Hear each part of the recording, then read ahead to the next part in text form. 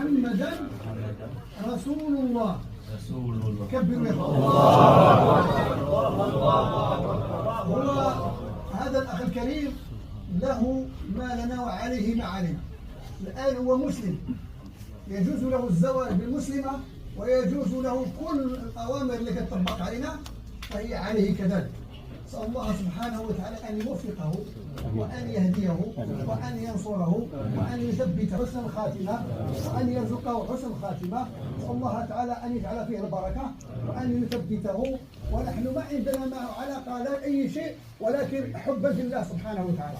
نسأل الله تعالى أن يثبته وأن يوفقه إلى الخير وأن يحفظه من كل الشرور وأن يجعل بكم البركة جميعا أنتم شاهدون في الدنيا وفي الآخرة وأن يتقبل منا ومنكم صالح الأعمال. ونصلي على رسول الله جماعة.